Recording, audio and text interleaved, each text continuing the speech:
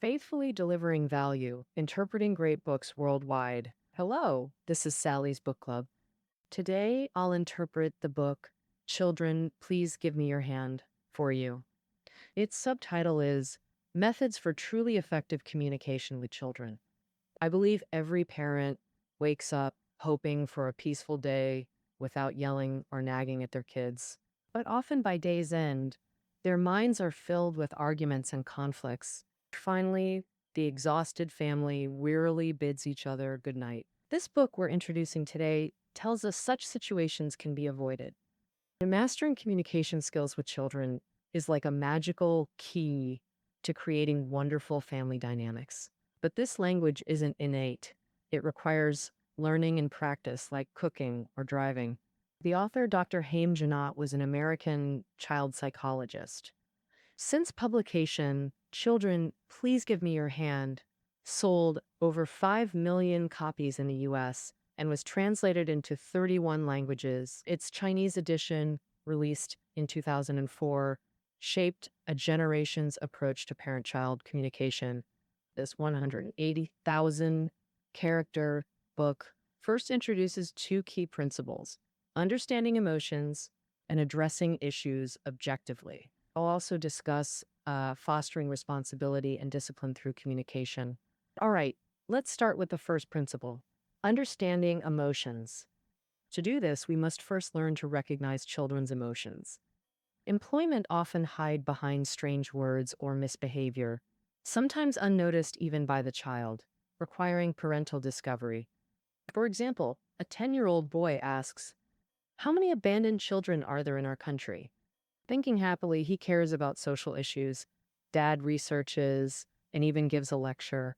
Yet afterward, the boy still frowns thoughtfully. And how many are abandoned worldwide?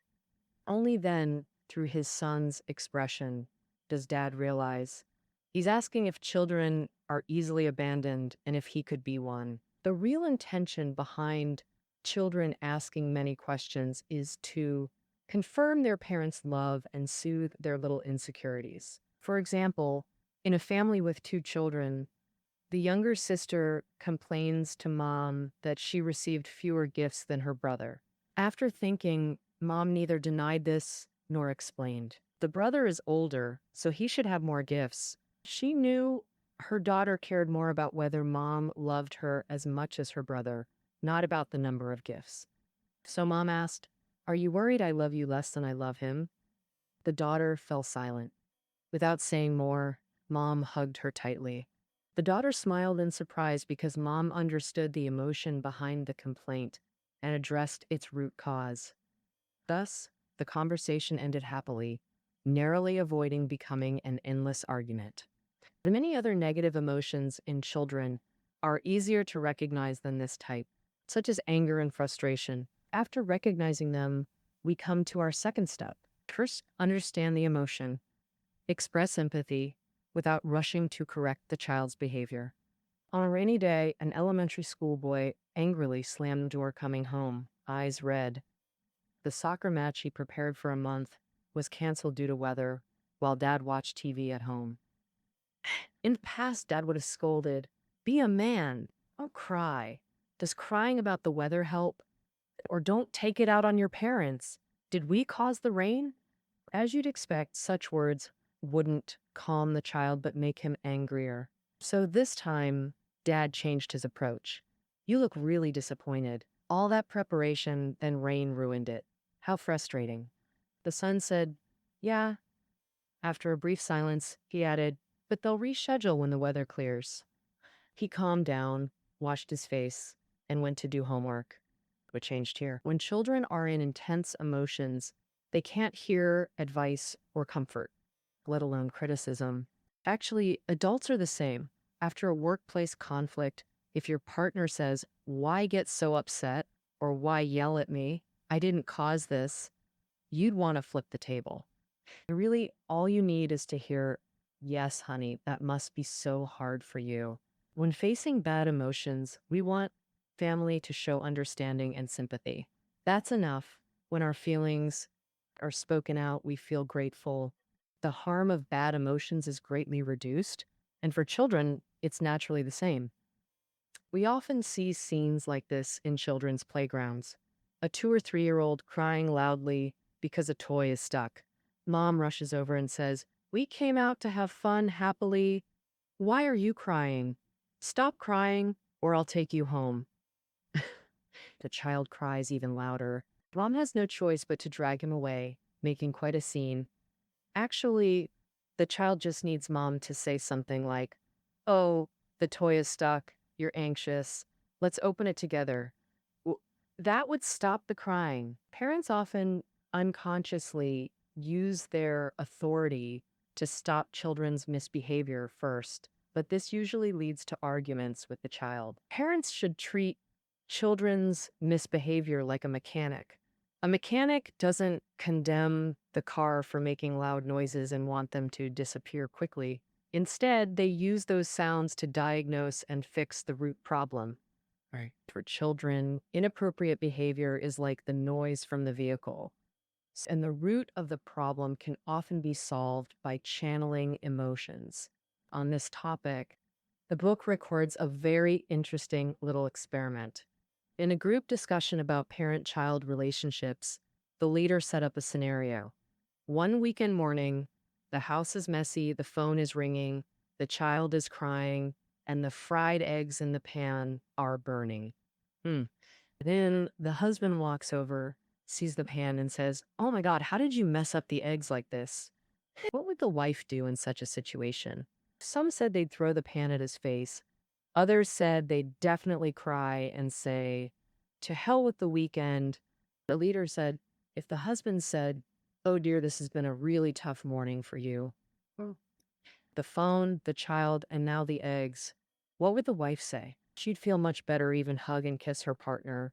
Although things are still messy, the other person's understanding makes her less annoyed. Of course, this experiment is testing communication skills. In real life, if the husband silently redoes breakfast without a word, for many wives, that's the best answer. But coming back, the leader asked the husband, if you said, "Honey, let me teach you how to fry eggs," how would that feel? Wives say this might be even more annoying than the first way of speaking, uh, because it makes you feel stupid. The same situation, three different ways of speaking lead to completely different outcomes. We can conclude that when someone's angry or frustrated, they just need you to acknowledge their experience and understand their feelings. No criticism, blame, or unsolicited advice. Treat others as you'd want to be treated. Of course, we should follow this principle when talking to our children too. When understanding children's emotions, parents must be careful not to avoid or sugarcoat bad emotions. Though some behaviors might be wrong, but no emotion is wrong. When kids feel irritable, terrified, or resentful, parents shouldn't cover it up or say the world is beautiful. Don't dismiss them with "don't think that way," or they'll believe bad emotions are unacceptable. This leads to self-blame and guilt. Later, they may hide truths from parents or never learn to handle negative emotions. Parents should guide children to face emotions, explaining it's completely normal and understandable. The most classic bad emotion is jealousy in two-child families. China has entered the two-child era. Any parents imagine scenes of siblings holding hands, loving each other. If the older child frequently bullies the younger, it feels unacceptable. Like on the variety show Supermom, actress Mei Ting's daughter secretly put milk powder in her baby brother's eyes. Mom, even viewers were shocked, calling her a little devil. But actually, this adult shock reflects ignorance. No matter how prepared, a newborn inevitably makes older siblings feel jealous and hurt. It's just like a solo singer wouldn't happily share the spotlight with a rising star. Sharing parental love is painful. This emotion shouldn't be hidden, avoided, or morally labeled. Parents should let older children openly express tantrums without moralizing, rather than bottling up emotions, which leads to strange behaviors like bullying newborns, having nightmares, bedwetting, or pretending to be sick. We should tell children it's completely normal to have uncomfortable emotions. If feeling jealous or afraid parents love the baby more, they must come tell mom and dad. We'll give them special love. When emotions are understood, children feel secure and connected. After acknowledging emotions, parents can correct behavior, explaining emotions are normal, but that this coping method is wrong. Don't attack others or harm yourself. When upset, pat a doll or tear paper to release emotions. This is our first principle. The author believes understanding emotions is the most crucial communication principle. Only then should we correct their misbehavior. All right, now let's discuss the second principle, addressing issues objectively. This means when praising, criticizing, or expressing anger, our communication should focus solely on the specific matter. This principle feels quite novel to many parents. We habitually say things like, "You're amazing," or "You're such a good child." But according to the author, this isn't ideal praise. It's judging the child's character, which should be avoided. The key is giving descriptive, fact-based praise. Why? Because evaluating their personality creates dependency. Such praise is like a carrot dangling before a donkey, making them constantly seek external approval, even pleasing parents. Some kids feel anxious, believing they don't deserve praise and want to escape. For independence, children must trust their own self-assessment, not others' opinions. So parents should give descriptive praise about facts, letting children draw positive conclusions themselves. Like when a child cleans a table, say, "Wow, this table became so clean." Then they'll tell themselves, "I'm great at chores." Parents can develop this habit through daily practice. For example, when kids help with chores, say, "Thanks for your work. The house looks brand new." Instead of saying, "You're such a little angel," or when a child makes a birthday card for parents, we can say, "I really like the card you made. It's beautiful and fun," instead of, "You're the most thoughtful child." Another example, when a child tells parents that someone gave them too much change, we should say, "Thank you for telling me this," instead of, "You're so honest." It's worth mentioning that parents should be very cautious about praising children as smart or beautiful because these are hard to acquire later. Once labeled as smart, children might become unwilling to take on challenging tasks because he's afraid that failure will shatter the smart label. Having discussed how to praise children, now let's talk about the principles of how to criticize them. As mentioned earlier, address the issue objectively. Don't evaluate the child's character. Expressing restraint and only stating facts is difficult for parents. However, children will genuinely appreciate their parents for this. For example, an 8-year-old girl accidentally spills her juice. Mom calmly says, "I see the juice spilled. Let's get another cup and also a sponge." She stands up, hands the sponge and new juice to her daughter. The daughter looks up at mom, relieved but a bit doubtful, saying, "Oh, thank you, Mom." Mom originally wanted to add, "Be more careful next time," but seeing the child's apologetic silence, she swallowed those words. That in daily life, mom often doesn't say this. Seeing the child spill juice, she might say, "Oh, why are you always so careless?" Or, "I told you not to touch the cup. Why don't you listen?" What effect would such a narrative, "Now you've done it, clumsy," have? A naturally cautious child would blame themselves, become timid, thinking, "I am clumsy." A more stubborn child might argue with mom, ruining everyone's mood.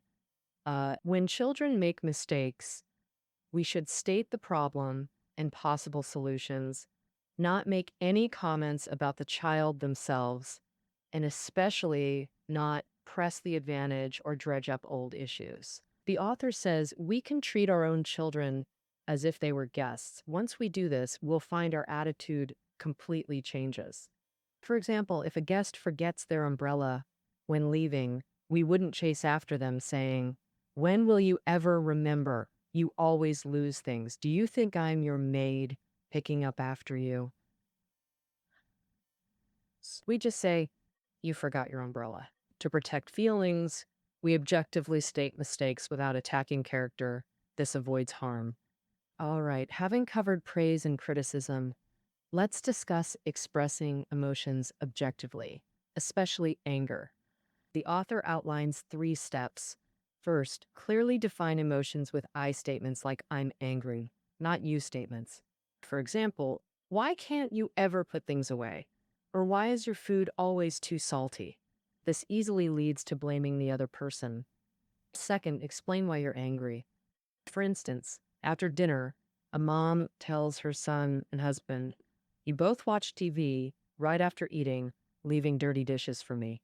I'm so angry, I want to smash the plates against the TV. Third, state what you hope will happen. Continuing the example, I hope we clean this together, then all 3 watch TV. This is safe expression. The process of expressing anger. Even patient parents get angry. No need for guilt. Peaceful homes aren't built on anger. Free parents, but on successfully handling anger. Wise parents minimize anger's harm to others and themselves. Consistently handling anger skillfully teaches children safe expression. All right, let's review the 3 steps with a typical example. In a family of 3, the child and husband complain about missing pajamas. Mom doesn't hide her feelings. She says, I'm furious. You leave pajamas everywhere daily. I'm always cleaning them. Put pajamas properly in the closet so you know where to change nightly. 3 sentences. First, express emotion. Second, state facts. Third, state desired solution, then end. Both husband and child quickly apologized to mom. This time, mom didn't bring up past issues like, you always misplace everything. She didn't say, like father, like son, or I've never seen such lazy, messy people. Just objectively expressed anger. This anger harmed no one but still achieved its purpose. Anger should be expressed skillfully, freeing the angry person and enlightening the wrongdoer. No side effects for anyone. This concludes the author's second principle.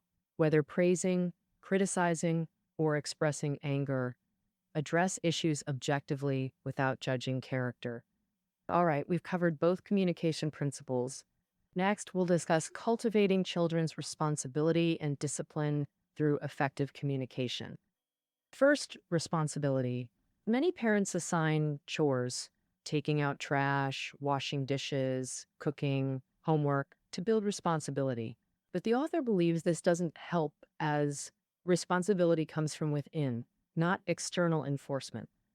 A child who washes dishes daily might still grow up irresponsible. True responsibility develops through making decisions and owning their consequences. And parents should find age-appropriate situations for children to practice judgment. Consider 4 key areas: meals, clothing, allowance, and extracurriculars. Meals often frustrate parents. Babies refusing to open their mouths. Actually, let them decide. Offer choices: water or milk, full cup or half. Decision-making boosts engagement. Choice tells children they're not just order takers, but active participants in life. Parents provide nutritious options. Children decide how much to eat based on appetite. Same with clothes. Parents pre-select affordable styles, then let children choose. Actually, many of us never develop the ability to choose clothes from childhood. Many adults can't even buy themselves an outfit without someone accompanying them. Kids' tastes might be weird. No need for parents to correct it. Peers will tell them, and they'll adjust next time. But also, allowance shouldn't be a reward for good behavior or chore payment. Giving allowance trains kids how to use money. Parents set monthly spending limits. Don't monitor every expense. Let kids decide how to spend. This training can start after they begin school.